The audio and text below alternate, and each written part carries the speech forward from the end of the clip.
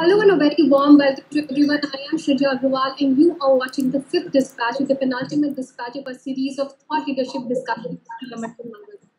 First, we are feeling sad that this is a penultimate episode, but let's see sort of how life works out from here. And Mr. Shroff has promised all of us for a fun session at the end of it.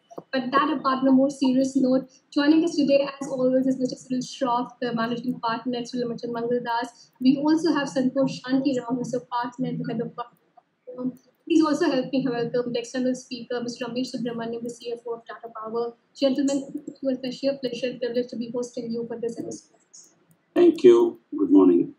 Yeah. Today's episode is just really at the heart of all mainstream conversations. It's a very mainstream topic, and if this country really had the ambition to become a 5 trillion economy very soon, infrastructure is really at the heart of it.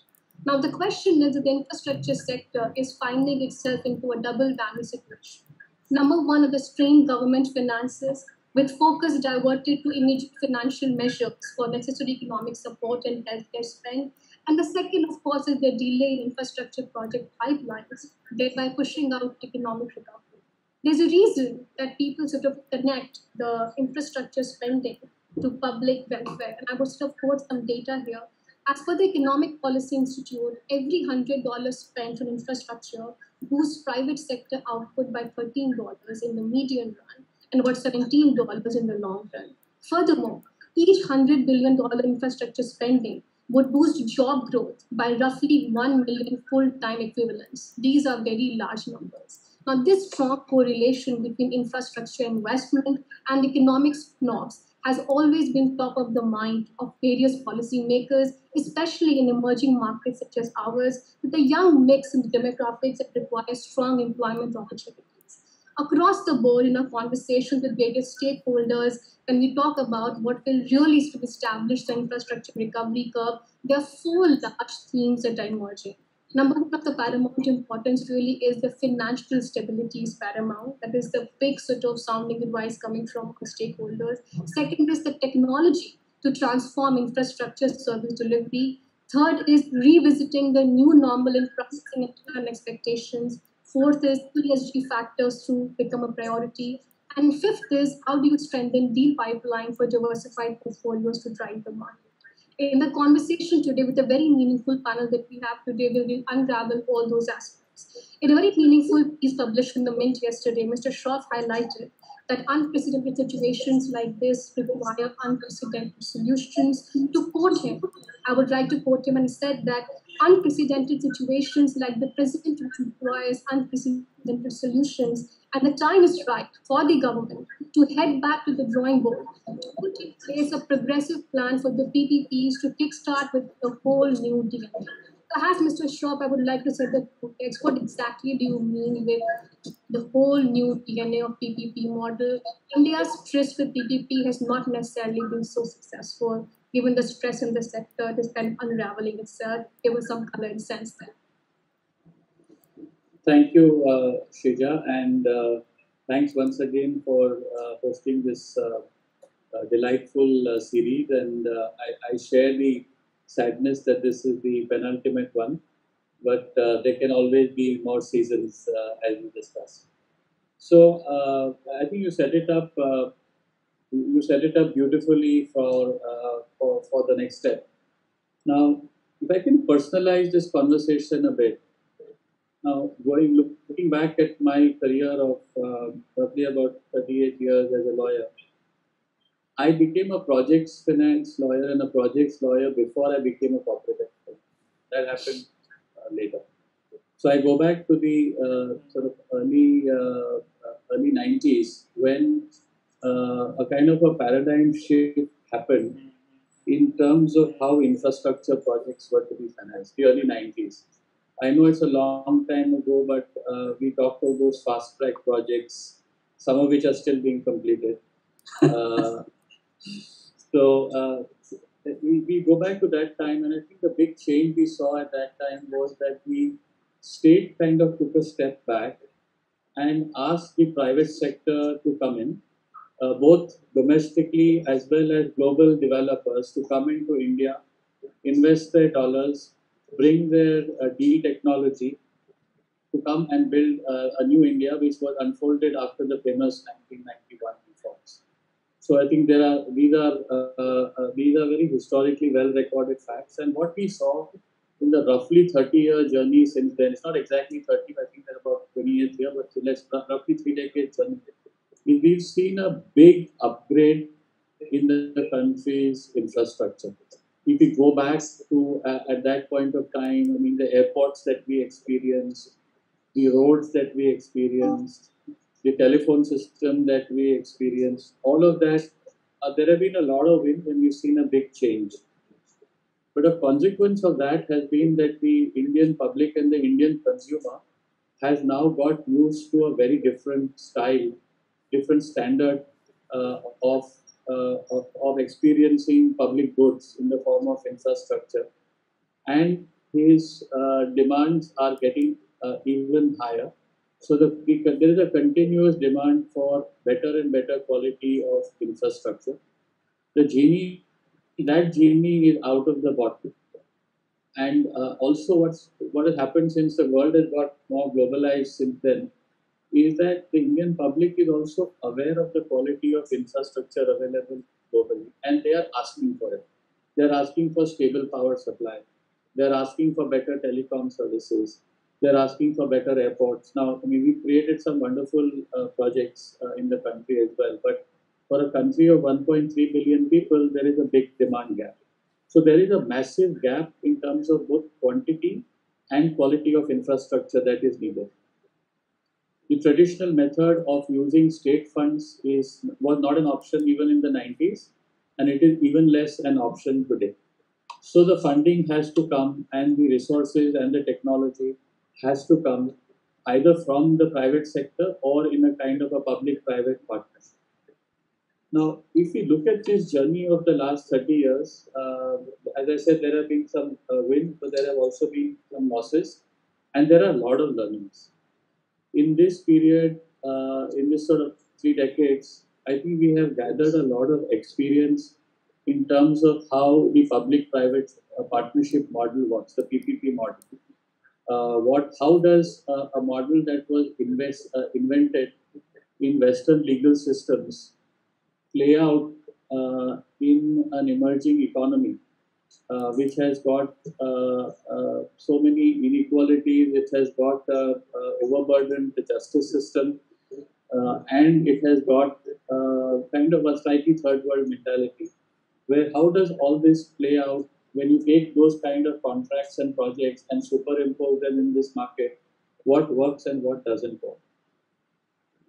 And various stakeholders have learned in this. I think the policymakers have also educated themselves, so has the judiciary, so has the private entrepreneur, and regulators as well. So if I go back to my first memories of some of the power purchase agreements, that power, I think, was the first sector to experience kind of a modern project finance technique. And some of those agreements India was seeing for the first time.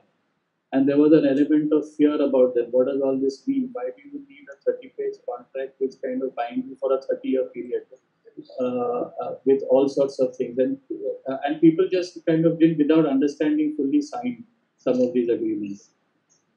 A lot of that played out, and things, even just stray words here and there. For example, like 2 lines in a change in law contract, where at that stage you could imagine what it would mean, but we experienced a lot of what that meant. So that experience, and I think it has evolved very differently than it has evolved in Western markets. I believe that if we look at the future journey to the $5 trillion economy, whenever that happens, or the way forward, that what got us here is not going to get us there. We need to completely reimagine the entire development and financing paradigm. And if I look back and try to summarize the last 30 years, I see 4 big problems. Apart from all the wins, I mean, I'm not saying that we've not achieved a lot. I think we've achieved a massive amount in terms of all these projects, but there's still 4 big themes that emerge. One is the mentality underlying concession agreements. Call them licenses, concession agreements, power purchase agreement, whatever it is. That they are extremely one-sided. They are not designed for the private sector to earn reasonable returns. They have been designed with a kind of a trust deficit, which makes it almost impossible for the private sector to earn unreasonable returns. And therefore, it cascades down to the fact that it will be very difficult to get equity financing. The public equity markets will never understand these contracts, and even expert investors who are used to dealing with this sector will struggle with how this plays out. So that's one. The second, I think, is that the financing contracts, the financing agreements, which are different for corporate finance and for balance sheet financing and project financing, are also quite one-sided. Again, part of the reason for that is because in the concession agreements and how the states design these concessions, they effectively ask the lenders to take a lot of the risk. Completion risk is not taken by the lenders. And in many of our concession agreements, that we have seen that many of the risks which ought to be either on the equity or on some other party have actually been pushed on to the lenders, which kind of leads to a joke that goes around is that the debt is the real equity and equity is the real debt. The third point, I think, is the paradigm of the institution of an independent regulator and a competition law regime. So, whilst we have made some baby steps towards evolving credible independent regulation for sectors, I think there is a long way to go, because success in sectors depends upon a truly independent and bold independent regulators who can draw the line when there is either unfair competition or there are genuine difficulties that need to be alleviated in order to protect all parties. I think there's a lot of learning that still remains there. And last and not the least, and I come back to my profession, is I think the enforcement and the judicial system. It just takes forever. And a lot of the reasons why project finance type of structure, which are essentially a set of very complicated matrix contracts, work because you can, when there is a problem, you can take them to the court and get them enforced. The problem with our system is that once, even if you have a wonderfully drafted and well thought out contract, by the time you try to get them enforced, we've lost the plot. So all of this put together makes it very difficult in the PPP model, both to attract equity or to attract debt. And in the absence of that, there is a huge funding gap. And what we therefore eventually land up with is that the buck is going to stop really at the Indian version of Buckingham Palace, where finally that's where the checks will have to come from. So if the state really wants the private sector and global capital to come in, they'll have to deal with all these four. They'll have to stop having these one-sided contracts where we presume in a contractual sense that everybody is a thief. The second, that the financing documents will need to be more balanced. We need an upgrade on independent and competition law regime, and we need better enforcement. If we fix all these points, I think India will become the #1 destination in the world for attracting capital, without a doubt. I think the other one before us was China, and they created an amazing set of infrastructure projects, and their infrastructure is amongst the finest in the world. But for various reasons, which I won't get into over here, that story is over. Firstly, they are saturated, and secondly, now China has a kind of a particular connotation in the world. So, which is the other market in the world which can absorb capital and technology at that scale? It's us. So, there is an imperative to solve this problem. So, I hope that on the other side of this, we see some improvements along this, and I'm quite hopeful that the state will do it. So, I'll stop over here and hand it back to you for taking it forward and developing the balanced themes. Yeah, I think that's a very sort of strong piece of advice and messaging coming from regulators that 4 things that they need to look at. And right now, it's kind of investing in a perfect storm, given the kind of interpretation China has and the interconnectedness of supply chains are coming in the scan. This could be India's time, given the 4 reasons that Mr. Shroff just outlined could be solved for. Ramesh, I want to sort of come to you now as a practitioner and a big one at that, at Tata Power last launch. How can such a one really recreate the magic of mid 2000s when one talks about the infrastructure space? What really are we lacking? We know. What are the solutions, and where can we go from here? And how are you thinking through this? Thank you very much, and thank you to Cyril and Mint for organizing this. Normally I always feel that the infrastructure discussions are a competition of who cries most. So, but let's try and make it more lighter and probably more positive. Okay. Now, I'm picking up from where Cyril left. Holistically, if you look at, if what should be the way infrastructure should be planned as a government, I have, four kind of points. One is, you should be focusing on who makes how much money, okay, of infrastructure. For the moment, just hear my points, and then I think maybe I'll be able to communicate that. The first point about infrastructure is it is all about utilization and efficiency of the asset. How you utilize and how efficiently you utilize, how productively you utilize, has to be the focus of any policy making. That's point number one. Point number two is there shouldn't be a fear on people earning high returns, and I think Cyril mentioned that. And I'm not saying this from a capitalist point of view, okay? I'm not saying that people who put infrastructure should get 40% return on equity. No, because that will raise the cost of the service that it provides. But what is important to realize is that at a holistic level, what will people do if they earn more on one project? What will they do? They actually invest in another project. So basically, you are paving way for one investment to put back into other investment, because at one leading bureaucrat who was heading the planning commission for a long time, and he made a comment that even assuming that all the businesses were a bunch of thieves, and they were running so-called successful businesses, assume that they are thieves for the moment. Now, where will they put the money? They'll put the money in some tax haven. They save taxes, but what will they do ultimately? They're going to be wanting to expand their empires and building back to, most of it will come back to the country, because where else there is a need for investment and where else they are comfortable investing in. So I'm just saying, from a holistic point of view, that getting a high return is not necessarily a crime. The third point is, in infrastructure, errors will happen.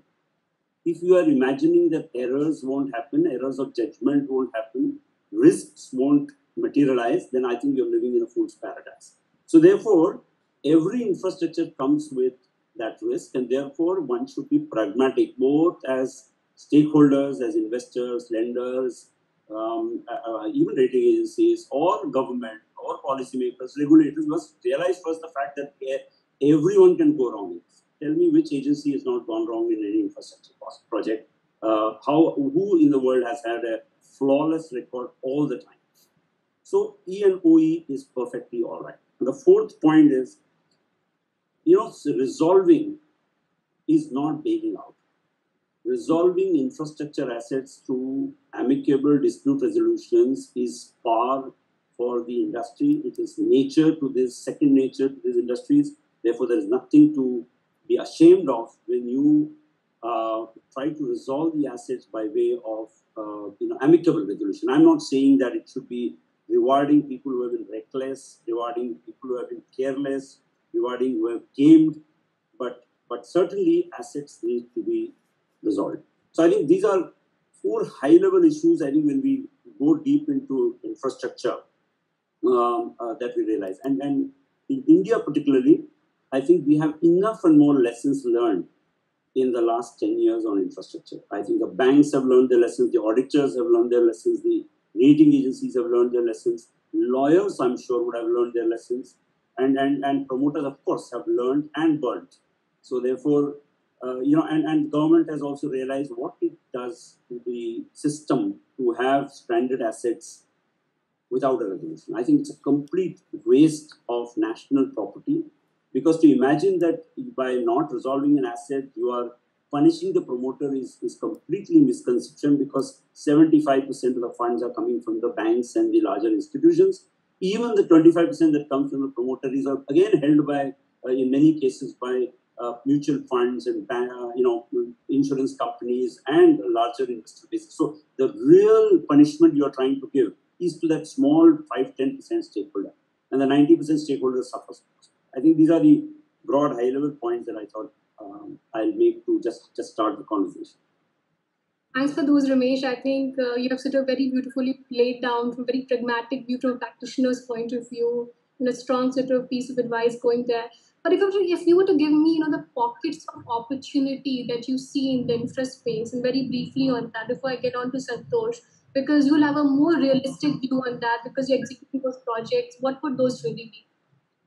Okay. So I think, if you look at the country today, I think we are very clearly desperately needing high quality infrastructure. I think we must learn from China, and as Cyril mentioned, I think the way they went about infra is building some massive capabilities ahead of time. Now, yes, there would be some amount of wastage in that process because you put the cart before the horse, but that's okay, because government is the only one who can take that initiative and do it. India today lacks badly on roads, rail connectivity, port connectivity, airport connectivity, power, gas, and coal.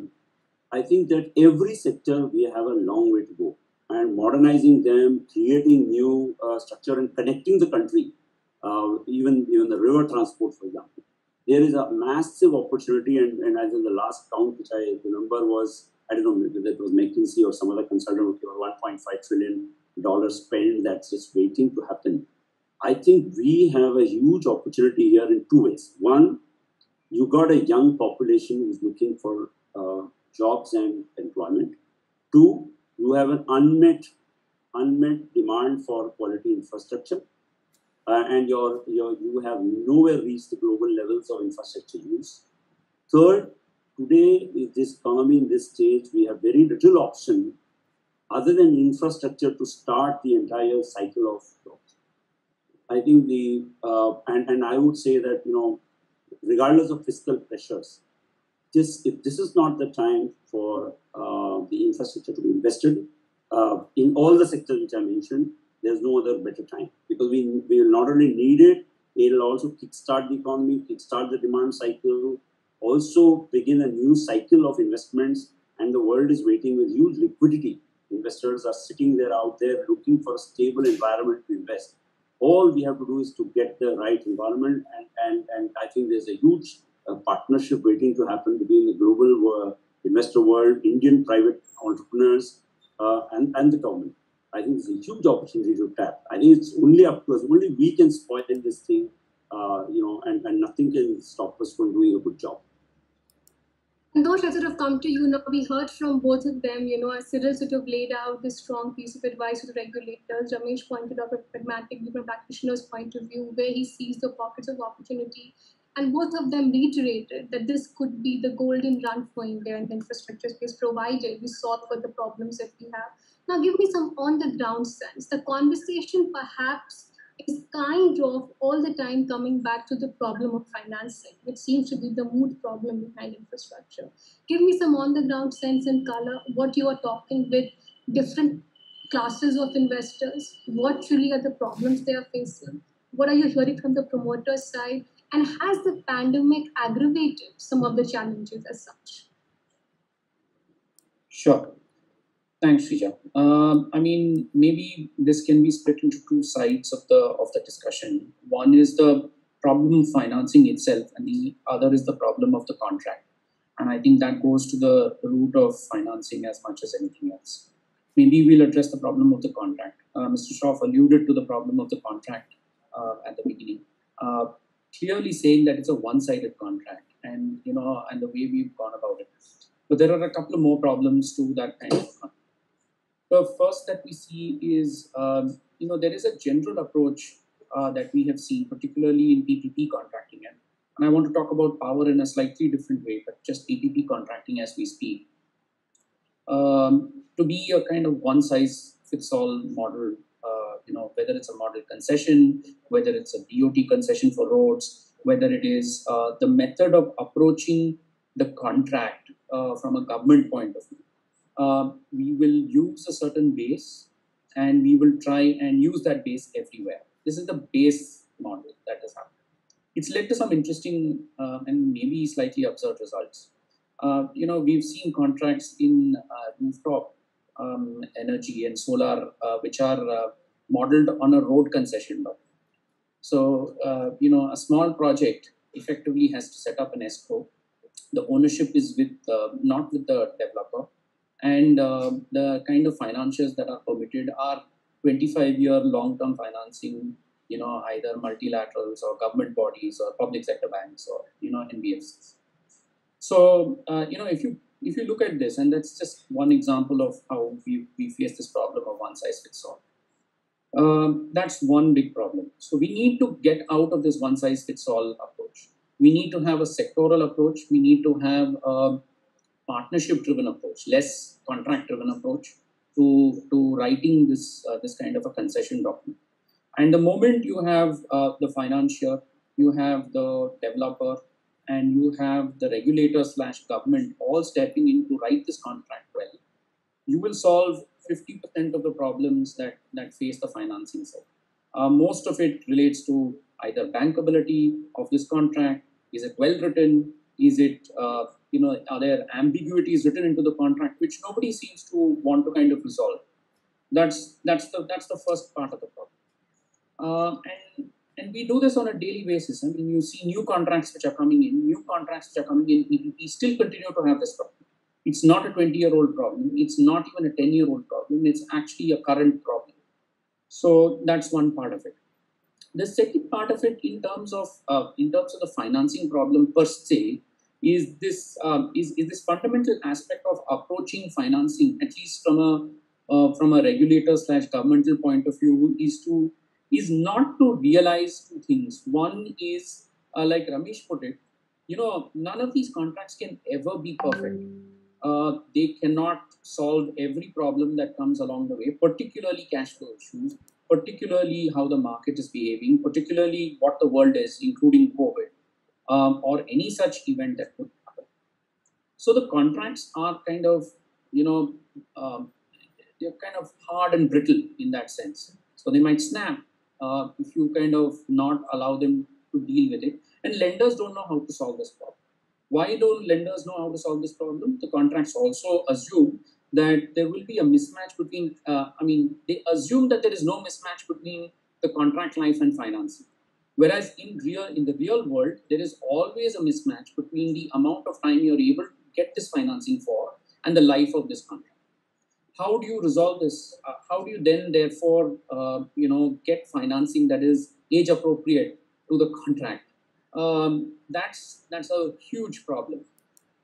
To add it to this, the kind of people who can actually lend money today in reality are people like certain public sector banks, certain multilateral financial institutions. That's it. I mean, we have to stop at this list for long-term financing of projects. And even there, public sector banks are not able to lend as long, and that not all of them, just a few of them actually lend today, are not able to lend for the length of the time that you need to resolve for. So if you have this mismatch problem, how do you then solve it? Either we allow extremely long-term financing and meet this mismatch between asset life and financing, or we allow for slightly more innovative models of financing to be built into these contracts. So therefore, I think the malleability of being able to kind of structure financing, to be able to structure new kinds of lending, be it a bond, be it an InvIT kind of structure, be it some kind of, revolver, the ability to refinance and bring in new capital into this is another critical element of being able to finance. And the final element of this is your ability to kind of move assets. See, since we have Ramesh on this webinar, if Ramesh has to reinvest and put money into new projects, Ramesh has to exit old projects. To that extent, we have to make that easier. We cannot make that a controlled substance. We cannot make it a difficult exercise. We have to recognize the fact that this is reinvestable capital. with different kinds of equity interest, different kinds of pools of capital that need to come in at different points in time to the project. And that recognition needs to be there. I think these are the kind of 3 points I will stop with. Yeah, Santosh, those are sort of fair points sort of mentioned. I come to you now, Ramesh, and I want to understand from you. I mean, he sort of also reiterated the fact that perhaps new modes of financing are required. And he mentioned that bonds and InvITs are coming into the fore. Two questions to you: that how do you see these InvITs as a product series of mitigating the financing needs for infrastructure? We also have a new set of investors coming in by way of long-term annuity-seeking pension funds. I remember when I interviewed Mark Machin, and he said something very interesting that we are looking at very credible partners in India, and our corporate governance standards are very high. And secondly, he also mentioned that there's nothing like renting something and living off it. Essentially, he was mentioning and the fact that how do you sort of sit on long yielding annuity incomes. So you think that India really offers some of those, and perhaps it's the time to look at different set or profile of investors, like more multilateral institutions who can take more sovereign risk in times of pandemic. To think like that. And also, what really then has been the China playbook in terms of financing infra projects. One does know that a lot of that backstop financing happens through the government, but what really is India lacking in terms of financing? So, let's talk about some of the critical aspects here. One is, why is infrastructure returns lower than many other industries in terms of return on investment? Why on the equity you put in? It's simple. The risks are supposedly lower.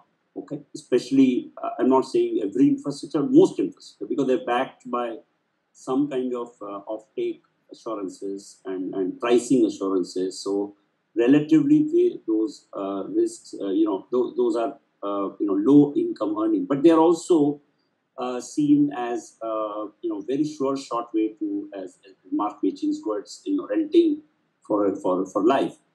Now, that being the feature, I think we have to importantly ensure and protect that the infrastructure assets that we put up are therefore low on risk, high on assurance, and less on uncertainties. Okay. Now, today the investor world, which is waiting to come to India, and we've been talking to several sovereign wealth funds and pension funds.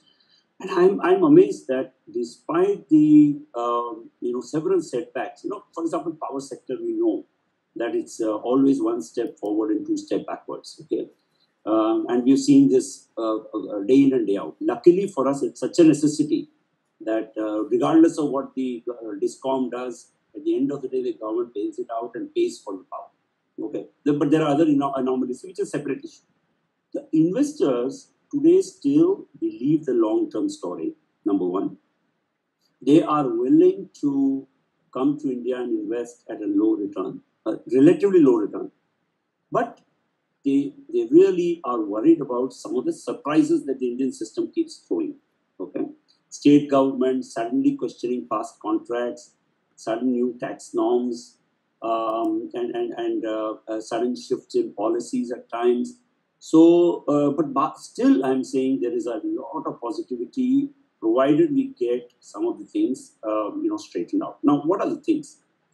The asset liability mismatch, which Santosh mentioned, I think there is a huge opportunity, and I'm glad to say that the government is now moving very fast on that, is to allow, first of all, instruments like InvITs, okay, which really is a very powerful instrument for several reasons. One, it isolates the assets between construction risk and operating assets. First of all, it allows you only selective assets. Second, it allows you to repatriate, or let's say take back capital very flexibly, dividend, interest, or redemption of units, and it has got tax benefits. So it's a very good combination and a strong regulation from SEBI also. But you know what? Whatever structure you bring in, ultimately what we have to ensure is that lenders, when they lend to these projects, have the capability to have a asset liability matching. And for that, the pension funds, the Indian pension funds, the PF funds, the insurance sector, They all have to be allowed. And I think I'm glad to say that banks, finally RBI has asked the banks to form their own policy to lend to InvITs, because the biggest struggle is, legally speaking, these instruments are still to be, kind of democratized in the system and internalized. So now the government is amending the Trust Act. Then the government is also encouraging the insurance companies to set up a certain percentage to be invested in the infra. But my worry is like this: if the asset is not properly assessed at the time of putting into, whether it's an InvIT or otherwise, okay, whoever is looking at these investments, I think one or two bad stories kill the whole story. So, for example, if the assessment done by the rating agencies is not proper, if the assessment done by the lenders is not up to the mark, one large project that goes fund will cost the entire infra. So we have to take care that the assessing of the project, what is called the entire project evaluation, that has to be stronger. We can't afford to repeat the mistakes that the PSU banks did of not spending enough time on the risk management and the risk involved in those projects and ending up with lakhs of crores of NPAs. I think that mistake clearly we have to avoid. And if you are going to allow the deep investors from outside, even more your governance standards have to be very high, which means SEBI has to ensure that behavior is checked, bad behavior is checked, disclosures are up to the mark, so that there is confidence in the Indian infrastructure industry. Today, the confidence in the India infra entrepreneur is low. And therefore, because what is happening? Gold plating. For example, a simple thing which happened in India infrastructure. Gold plating was the name of the game. Every project was inflated by 50%, and loans were taken to fund that 50% extra. So effectively, promoters ended up owning the company with a very, very thin equity. Now, ultimately that results in higher pricing, and ultimately governments find it completely irrational, and then they want to cancel the contracts. This cycle has to be broken in the first instance. And why did the gold plating allowed to be happen under the watch of the lenders and the credit trading agencies and other functionaries who are attached to that asset? I think the governance aspect is becoming very critical to this story. The government is right in saying, look, so many things have gone wrong. But my other worry is that in the name of regulating this, in the effort to regulate this, should we be over-regulating it? And that brings to the whole point of that the regulator itself have to be carefully chosen, because lack of knowledge of the industry, lack of technical expertise, lack of depth of understanding of the sector can mean that the regulator is the wrong regulator to be in place, and he sets the wrong set of principles and it is wrongly implemented. So therefore, to cut the story short, I think India can only manage to spoil its own story. The world is there to kind of invest. We need to, both from the owner's side and the stakeholder side, we have to really be careful not to repeat the mistakes of the past. That's very strongly said by Ramesh, and he has sort of clearly and very beautifully laid out our next segment. I come to you now, Mr. Shroff, that perhaps I think what I'm kind of sort of getting a sense from this conversation is that challenges are late at perhaps various levels. There's financing challenge, opportunity risk, concession risk, and all of that. But I think what Ramesh pointed out, that there has to be a deep understanding from the regulator's perspective on the technical aspects, on how perhaps there should not be a sense of over-regulation in our pursuit of regulating it. So are we saying that the time has perhaps come for an independent regulator with the correct wherewithal or knowledge for this space? If we really have to go the China way, what is your sense? Give us some context to that. So once I will answer that question, but I took a slightly different message from what Ramesh said. And I think what he was saying is that it's only our game to lose as a nation, and that what we really need to be focusing upon is to create the right environment for infrastructure to thrive and for investment to come in. The demand is clearly there. What we need is to have clear rules of the game and also enforcement mechanism by which both debt and equity capital find this as an attractive opportunity to come in. And he mentioned a couple of things, one of which was certainty that needs to be created. And he gave the explanation of why infrastructure generally gets lower returns. But I feel that in India, some of those basic assumptions which go on and which underlie the theory of why infrastructure generally gets lower returns are itself in challenge in India. So, a lot of infrastructure investors or even private equity funds, when you talk to them in terms of which sector you will invest, there are some funds who would say, even though they invest in infrastructure across the world, they will say that in India will invest in any sector except infrastructure. Why? Because the state is on the other side of these agreements. And the state, no matter what contract you have with them, will not pay you on time. A lot of infrastructure projects go into the red, even though they have billion contracts. Even when they are one-sided, they will just not pay. Because, and I think it goes down to a kind of a trust deficit. And this very issue has been mentioned by the finance minister herself, where I think in one of her talks she said that we're going to ensure that there are no unnecessary appeals and disputes. And if it's a fair resolution in an arbitration, for example, the state should pay. But on the ground, not that much has changed. So there is a vicious cycle just now of a trust deficit, where the state does not trust the private sector, and the private sector is kind of feeling battered and doesn't trust the state that it will be fair. So the vicious cycle has to be broken. If you want private entrepreneurs to come back and say, okay, I'm going to now build these 5 airports, I'm going to build these 10 power plants, or I'm going to build these 15 roads, for them to come back out of their shell, you need to recreate that atmosphere of trust. If the feeling is that firstly, after you go through the entire harrowing experience of putting together these contracts and raising the finance, and after that you find that when you send the next bill for payment, it's not paid, and then you have to fight like 3 years through the system, and you may not get paid at all. Which firstly, these are low margin businesses. Which business can survive when you have this kind of payment cycle? So it is, I think, the broader point that is being made is terms of clarity and recreating the trust in the framework. I think this is the biggest problem. I think there is a mountain of money waiting outside India to come in to be invested. We have the demand. We have 1.2 billion people which are just crying for better infrastructure.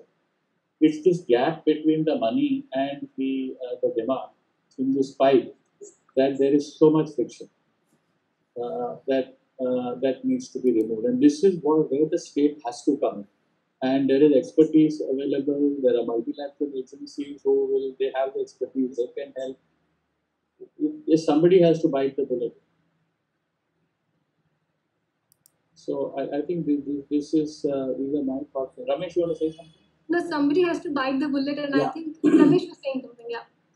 No, I was just reflecting on that. You see, the other let's look at it positively. Let's look at how things will go ahead going forward. And the first thing is the PSU banks have to do a certain set of things. One is really, they've been now so much besieged and battered by their NPA issues that decision making is becoming very tough. If they take a view which is based on banks have to take risk. That's their business. Lending cannot be, all lending cannot be in government treasury, right? You have to have an element which will, turn out to be a bad decision. And therefore, I think the first task is really to get confidence back in the banking and financial system to say that as long as you have done a decent assessment, due diligence, it's perfectly okay if the bank makes some mistakes and losses. I think that has to be only government can bring that confidence to the banks to say that okay, as long as you applied your mind, took a call, it is okay. Because now we are mixing negligence of promoters and malpractice with pure business risk. there's no line between the two. So banks have to be protected, or funders have to be protected from that line of where they've done a mistake, honest mistake of assessing versus a fraud. I think these are two different issues. So first is to get that, so that the liquidity today in the banks today is not translating. They're so fearful of lending to slightly even less rated ventures. I think that's not what it's supposed to be. You just have to have a risk-adjusted rate of lending towards high-risk projects, but you cannot say no lending. So today that has to be resolved. The second is really the sector experts. The sector experts have to be party to both the policy making, the regulation, and the banking sector. Today, what is happening in the government, it becomes almost an unsaid law that regulators have to be ex-bureaucrats. So I think that is not to say that bureaucrats don't know the sector. Some know as good as anybody, but generally merit should be the criteria. Because if we want to get the right decisions, then we go to the right people first. Otherwise, we will have this problem repeated again and again. And and also I think the other issue we must look at is the whole area of quick disposal of ongoing disputes. I think that area which I think Cyril or Santosh mentioned, I think that is really bleeding the industry. So many decisions will get delayed, whether it is at NCLT or in an arbitration or in the various commissions. I think there should be a concerted effort. I think a huge percentage of returns is getting lost in that whole battle of getting the right decisions. So I think these are some of the thoughts that I thought that I'll place it on the table. Shrija, absolutely Yeah. agree. Yeah. Yeah, sorry, Peter. I just want to expand on one point and then maybe address one point that Ramesh raised. The point that raised on the public sector bank that being empowered to take proper business decisions. I would expand that point more. One of the points that we've been speaking about is contracting as much as financing. And if we see the way contracting is written, it's actually fairly one. There is no space for quote unquote opening up of this contract once it is gone through its bid process. Whether it is on account of CBC issues or worried about Supreme Court decisions that will come and look at these contracts in the future. I think we need something that fixes that problem. Simply put, I think this is a commercial contract that the government is entering. At the end of the day, they are a paying party, and I am a performing party as a private party. So why not give them some flexibility? Them being government bureaucracy, contract writers for the government, some flexibility to act or give them the freedom to act as commercial counterparties, rather than actually being kind of cowed down by all these investigations or judicial issues that are there. I'm not proposing a solution. I'm asking a question in terms of how we should do a thought process. And related to that is identifying or reimagining the concession models to kind of deal with this. I want to make one example here, which is Brazil, when it went through its if you remember, it went through a severe currency crisis where the devaluation of the currency happened significantly about 10 years ago, 8-9 years ago. They introduced a concept in PPP which was not negotiation. They called it a readjustment of the contract to bring it back to what was the original intended economic outcome. At the time of bidding for both the parties who are actually who were at that point in time. It's perhaps time to think of something like that in terms of how to solve this problem. Like we said, a 30-year contract cannot be brittle. It has to be malleable. It has to kind of deal with the situations as they evolve over 30 years. That's one. The second part is on enforcement, and two parts to that. One is from a regulatory point of view. This is just a thought that Mr. Shroff and we debated at some point, which is that we have an AAR for tax, an advanced authority, which has rulings. When industry discovers that there is going to be a problem, I think the sectors need to come up with some kind of an advanced ruling mechanism. We try to keep solving the problem after it arrives. But why not try and solve the problem as we anticipated, both from a financing point of view, from an construction or development point of view. And if the sector experts, if technologically or through other executive means, counterparties are empowered, then this could be a successful point. And finally, we should also acknowledge some good news, which is that the amendments to the Arbitration Act, which is the other point Ramesh made, the amendments to the Arbitration Act, the commercial courts which have been established over 2015, further these amendments in 2015 and then following in 2019, they've had some strides. The amount of time that we take for large commercial contractual arbitrations with governmental counterparties has come down by 40% because of these kind of this amendment to the Arbitration Act. And the commercial courts themselves have cut down between a civil court and a commercial court. It appears that the time has come down by again 30 to 40%. These are the good things that are happening. We need to build upon this, and we need to build upon the solutions that these can provide, but not rely on them alone. That's where I would stop. So can I don't know whether you have time, Suja? Yeah, I think we are sort of getting to the last leg of our conversation, the last concluding remarks. Ramesh, you want to make a quick point, and then we can sort of get on to Mr. Shroff. Some things that we want to say. Very quickly, I think Santosh made a great point. My experience, and we have this monster project called Mundra, which we are trying to solve for years, and it's a classic example of how simple problem cannot be resolved. Okay, now the lesson in that is, according to me, that if there is a pre-agreed mechanism, which either a law or a policy or a guideline, whatever you call it, which says that if there is an infrastructure project to be resolved, very clearly, a high percentage of the problem should be held by the promoter because he started it and he has to face the brunt. But the rest, a fair share should be shared by all the stakeholders as a concept, whether they are long-term contractors on the other end, government purchasing agents, or whoever are the counterparties to it. I think that if we have that underlying principle, that it will be resolved, but the impact will have to be borne broadly in this share ratio. I think then everybody is clear that if something goes wrong, we know that there is a resolution possible, and B, that resolution will mean that the person who caused that problem or should have ideally taken care of that gets the brunt of it. So at least we know, but it doesn't mean that he has to take the entire brunt and go down. So there is a way to deal with it in a very structural manner so that it becomes amicable. And that's the point I want to make.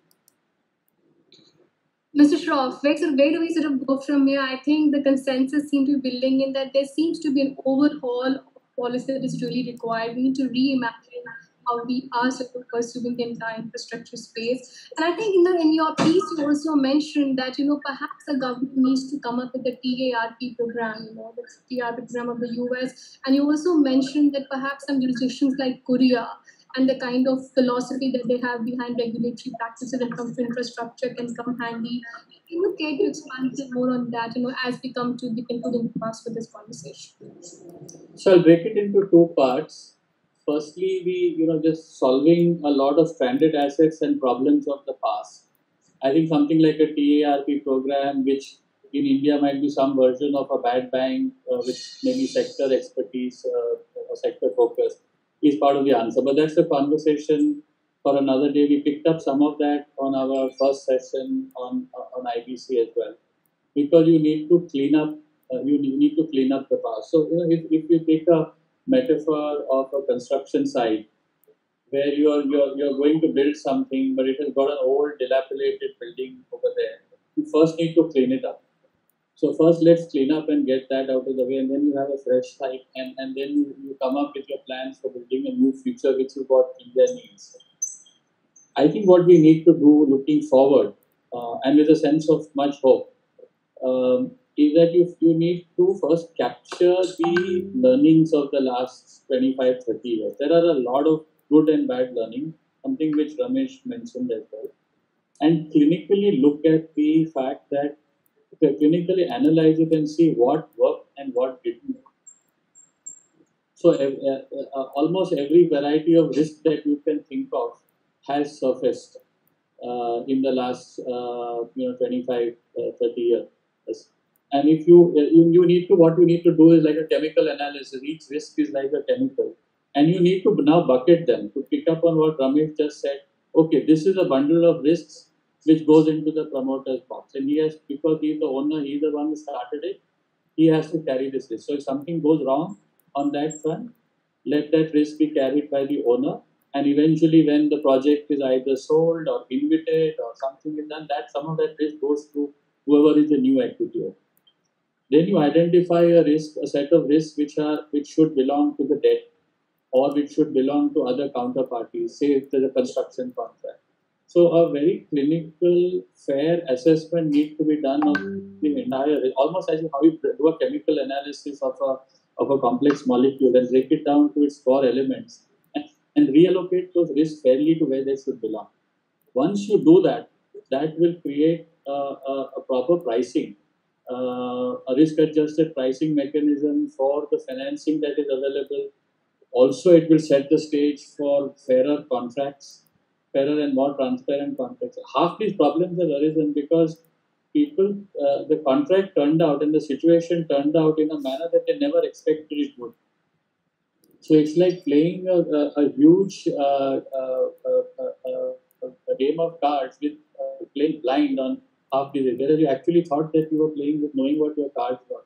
And it actually turned out that no, you didn't, because you were playing blind and there were a lot of invisible cards which you never even saw that kind of existed as well, and they came up from nowhere. Plus, this business of India mein kuch bhi ho sakta.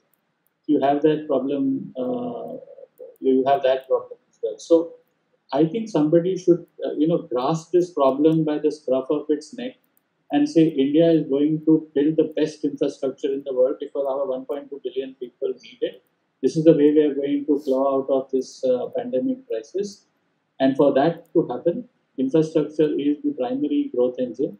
And we're going to take it, we're going to analyze it and make it a very financeable, bankable kind of investment opportunity. We're going to break it down and do it this way. What may be happening just now is that there is still a bias towards the old way of doing things. The way just now innovation will happen is you will take that 30-year-old contract and will mark it up. Or you will change some clause here and some clause over here and pass that off as innovation.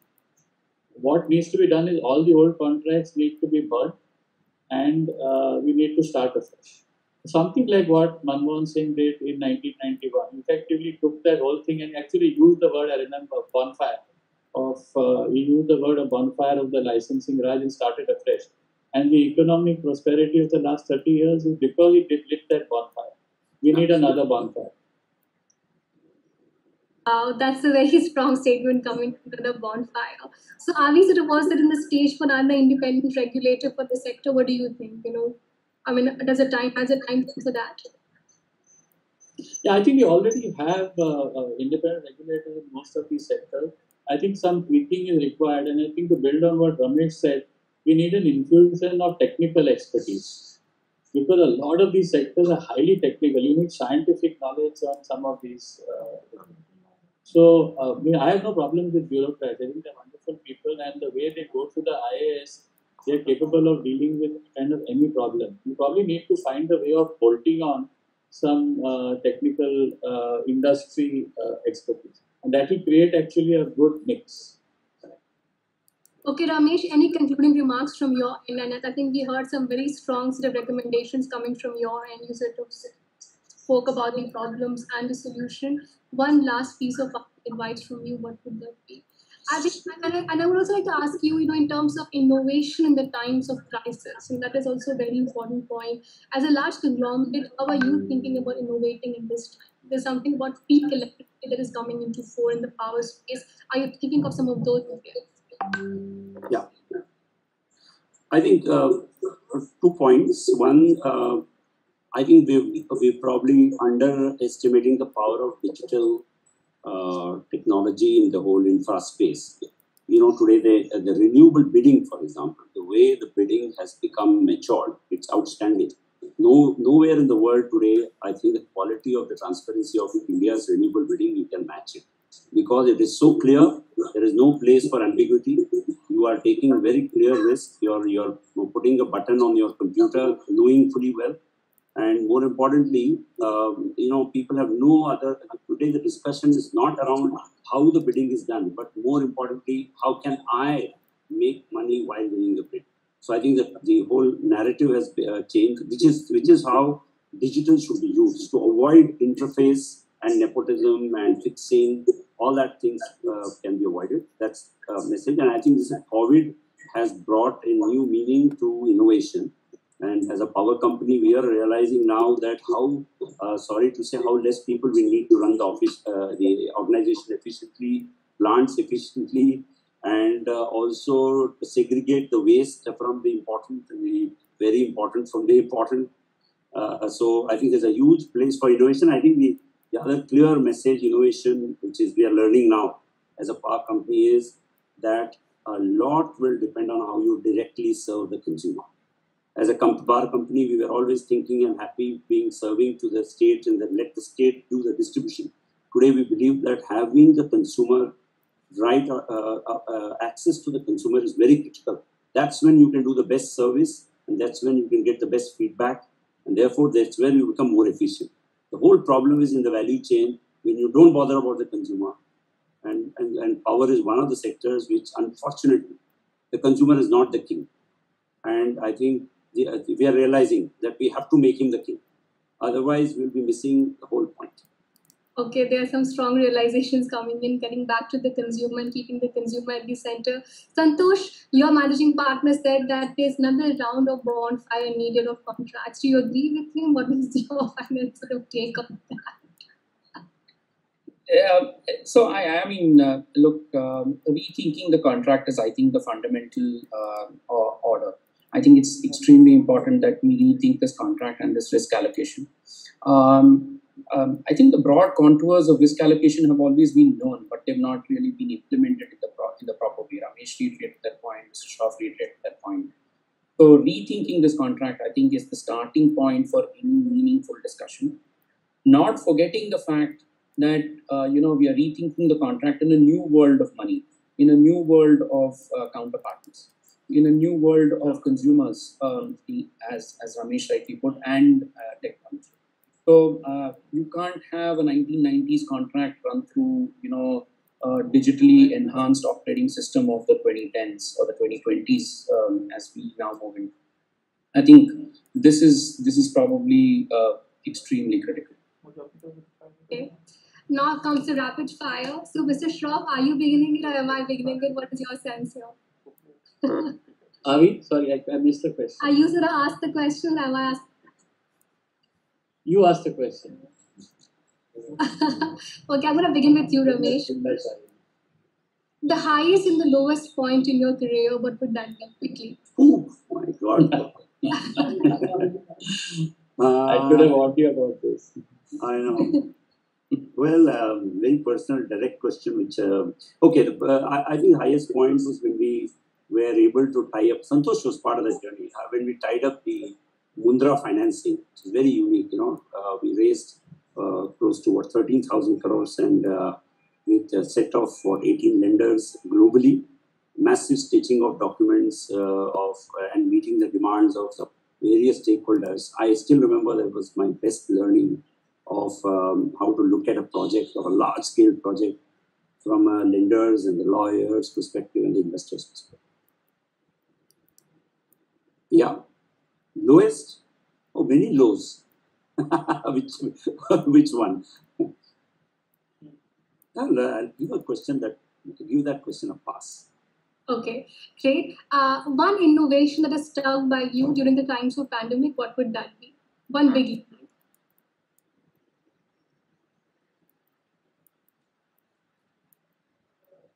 The doctors giving you complete advice on a WhatsApp call with full prescription and then consultation, and you get well. That was unheard of, and that to a senior doctor. Normally, it will take me 2 weeks for appointment. and 2 hours to sit outside his clinic to get my turn. And I'm just amazed at what COVID has done to that whole thing. Okay. Santosh, I come to you. One big takeaway that you've had from this conversation today, which you did not have before, what would that be? One big learning.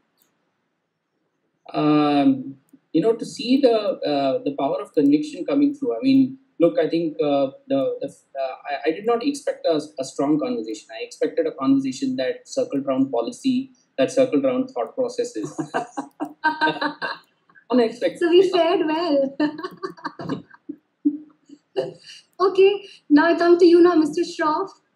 We began that conversation the first with the Ajit Kumar joke. What is the joke going on to your mind today in terms of policymakers and corporate talk for infrastructure space in India?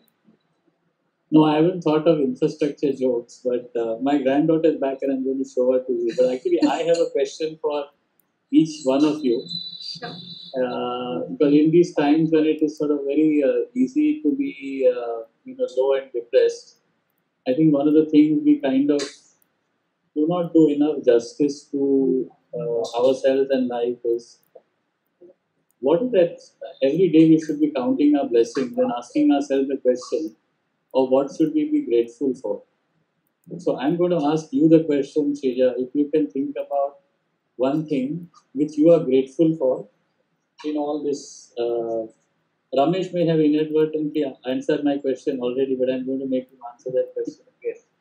But I think every conversation should end with a thought about what should we be grateful for. There are a lot of things which we don't expect and are a problem, but there are a multitude of things that we should be grateful for as well. So Shrija, over to you. What are you grateful for? I'm grateful for the fact that I get to speak with some very important and interesting people over the course of my career, and the very fact that they all open up to me in the way that it is very unbiased. They see me as a messenger of truth and justice. I actually remember that from all these conversations, I take away so much and I learn so much. It's also been an inspiration. And I sort of asked this question from an entrepreneur who was actually my age, who was a unicorn entrepreneur. And I asked him that you have almost everything, you're just 30. What do you look forward to in a day? So he said that, Shrija, I look forward to one thing in a day.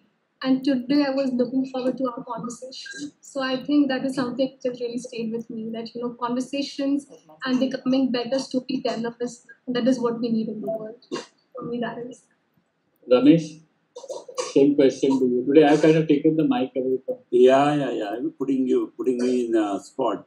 I think, frankly, I would be grateful to this country that despite all its frailties and issues, I think it has given us the opportunity. It has never stopped us from doing the right things or aiming and aspiring to be better and better. I think we should be grateful because we criticize, we keep on criticizing everything around us, and we fail to realize that many of us have come up in this system with its limitations, but actually it has never stopped us from dreaming big or achieving things. I think we should be grateful for that also at times, and we have to give back then to improve the system. Thanks, well said. We have some questions from the audience. We will just take like 2 questions, running out of time. No, let Santosh answer my question. Oh, Santosh. How can you let him go? Can't let him go. Okay, very quickly, I think the what I take away from this entire difficult time, I can actually I can walk out of the room and I can see my wife and son throughout the day. He can walk into the room and very often he says, you can do your call. I'll be quiet in the room and I will just sit here with you. I think those are moments, and the amount of time I would otherwise spend in office is incredible. And to be able to do all of that and still be in the same room as it's an amazing thing. That's good. But I would be grateful for something similar to what Ramesh said. I'm grateful that I am in India, and I'm grateful at the opportunities that this country presents, and I'm grateful that I can actually have a conversation like this, speak my mind. And it's not possible in many countries in the world. So it's And also, you have a lovely granddaughter whom you're Yes. like dying to see now. Okay. There are two questions, so we can take those. Yeah. yeah, sure. After the I'm going to two, step aside for a second, but Santosh, you take the question. Sure. yeah. It's said that after the 2008 crisis, investment in infrastructure took a massive toll. Oh, she's there. She's so adorable.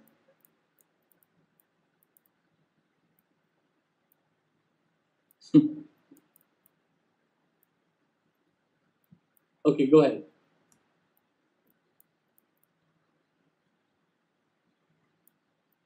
Shrija, you're on mute. I'm sorry. After the 2008 crisis, investments in infrastructure took a massive toll and could only cope up after about 10 years. In light of that, what would be the effect of COVID-19 in the infrastructure investment sphere, especially in India? Ramesh, you want to take that up? Yeah. When I'm talking to some of the global investors in infrastructure today, what I hear from them is their view of India has not changed, COVID or no COVID. I think they see the need. In fact, they are becoming more and more, I would say, inch by inch more positive about the fact that India has perhaps the best ecosystem today for investments, given the choices across the world. Yes, there are issues. Okay, there is no denying that, but they are not unfixable.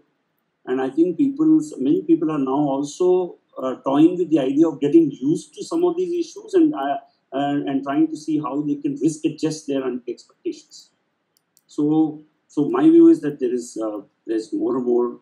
I would say India is not lost out in this COVID. India has gained overall. Also, the stature of India, the way it tackled the COVID, the way the country reacted, the maturity with which it has done so far, and the geopolitical situation of India vis-a-vis some of our giant nations across the border, I think has helped India to actually gain a lot of points on the table. Okay. One last question is that how do you see the dispute between global powers impacting the ability of multilateral institutions like World Bank, ADB, IMF to fund, especially infra development funding? Well, look, my view is India is, this is my personal, very, very personal view, that India is well past the stage where it had to really depend on some of these institutions. I think that we have the wherewithal to now, let's say, capture the attention of whoever wants to invest on merit. And if we can get some of these issues which we discussed today right, I don't think we really need them, because this is not for the. I think India is going well past the mark. So I won't give too much. I won't spend sleepless night wondering what these institutions want or how can they be useful. I think we have to look at the larger pool of investors, okay, who are looking to deploy capital in India, and we should be asking a simple question: how to make them comfortable and give them the assurances that they feel are minimum required assurances to put money. Yeah, there's huge capital on the sideline waiting to get invested, Mr. Shroff, and you also alluded to. There's one good morning, excellent points by Cyril and Ramesh, but has the infrastructure PPP risk profile changed drastically as a result of the pandemic, requiring more multilateral and or sovereign support in new forms, be it land capture? I think we've kind of sort of answered and addressed that question also. Yeah. So thank you so much for this meaningful conversation. And I think we had some great takeaway points. And Mr. Schwartz, it made us all focus and think about what we are grateful for in our lives. On that thought, here wishing you all goodbye, good luck, and stay safe. And join us with the finale session of the thought leadership discussion, Mr. Lamachandra Das, next Saturday, 11 a.m. Till the time, goodbye and good luck. Thank you, Ramesh. Thank you, Sapuru. Thank you, Mr. Schwartz, for joining us. Thank you. Bye. Thank you, Shrija. Thank you. Thank you.